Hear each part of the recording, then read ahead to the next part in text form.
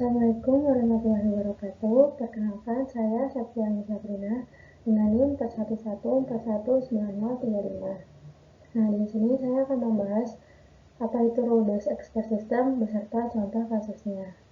Nah, yang pertama kita harus mengenal dulu apa itu rule-based expert system. Jadi, rule-based expert system adalah sistem pakar yang menggunakan aturan-aturan untuk menyajikan pengetahuannya dengan modal sederhana yang bisa diadaptasi ke berbagai masalah. Nah, sebelumnya kita harus tahu dulu apa itu expert system. Jadi, expert system adalah sistem yang berusaha mengadopsi pengetahuan manusia ke komputer agar komputer dapat menyelesaikan masalah seperti yang dilakukan oleh para ahli. Kemudian, selanjutnya ada bagian-bagian expert system. Di sini ada 3 bagian. Yang pertama adalah knowledge base, interface base, dan user interface. Nah, untuk knowledge base sendiri itu berisi informasi data, aturan relasi antara data, dan aturan dalam pengambilan kesimpulan. Kemudian interference base itu berfungsi menganalisa data yang ada dan menarik kesimpulan berdasarkan aturan yang ada. Selanjutnya, user interface itu berfungsi sebagai alat bantu atau media komunikasi antara pemakai dengan program. Nah, untuk user interface itu terdiri dari 4 bagian. Ada antarmuka pengisian tabel variasi, tabel konklusi, tabel rules, dan tanya jawab.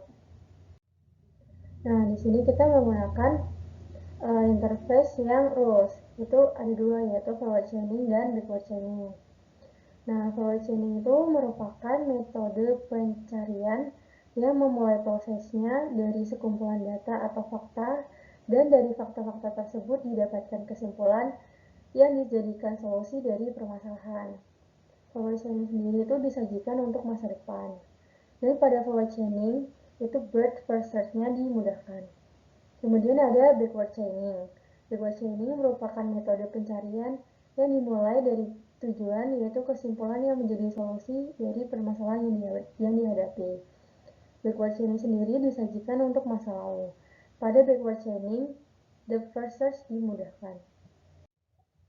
Nah, untuk contoh kasusnya, saya mengambil contoh kasus diagnosis jerawat. Nah, diagnosis sendiri itu menentukan sebab malfungsi dari situasi kompleks yang didasarkan pada gejala-gejala yang teramati. Contohnya bisa medis, elektronis, mekanis, atau diagnosis perangkat lunak dan yang lainnya.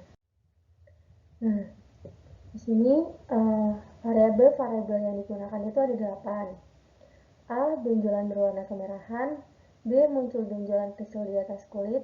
C. Sensasi panas atau terbakar akibat adanya peradangan. D. Timbul rasa gatal pada benjolan. E. Timbul rasa nyeri pada benjolan. F. Muncul komedo.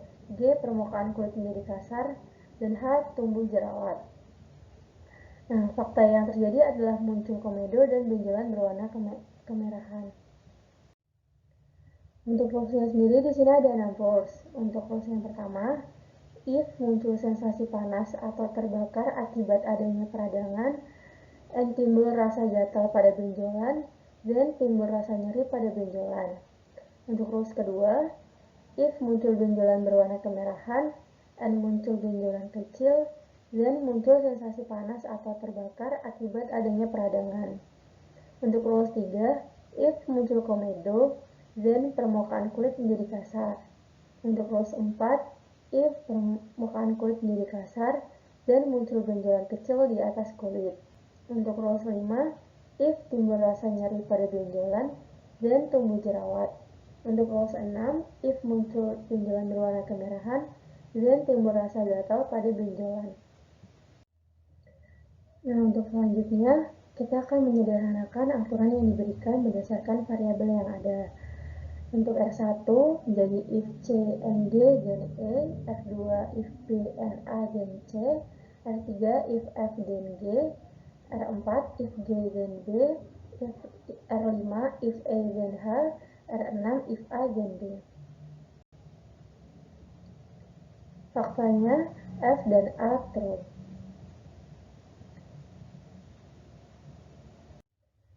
Selanjutnya, kita akan menyelesaikan kasus tersebut dengan menggunakan metode forward chaining.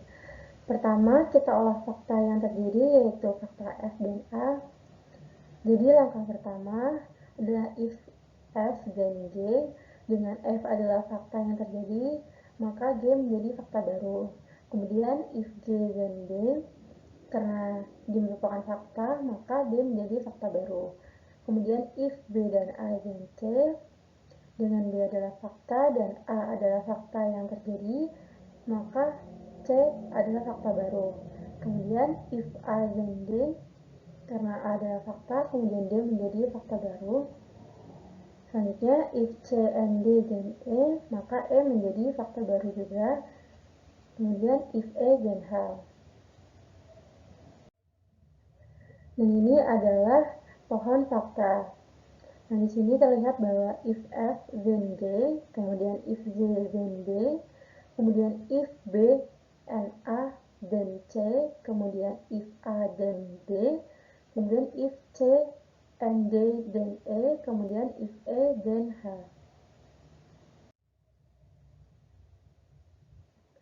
Nah, untuk langkah selanjutnya yaitu backward chaining. Nah, yang pertama, if A then H, if C and D then E, if A then D, if B and D then C, if G then B, if F then G. Nah, ini kebalikan dari forward chaining. Nah, ini adalah hasil dari pohon faktanya. Nah, terlihat langkah pertama yaitu tujuan yang kita inginkan, lalu variabel-variabel baru, lalu variabel-variabel fakta baru, hingga yang terakhir adalah variabel fakta yang kita miliki.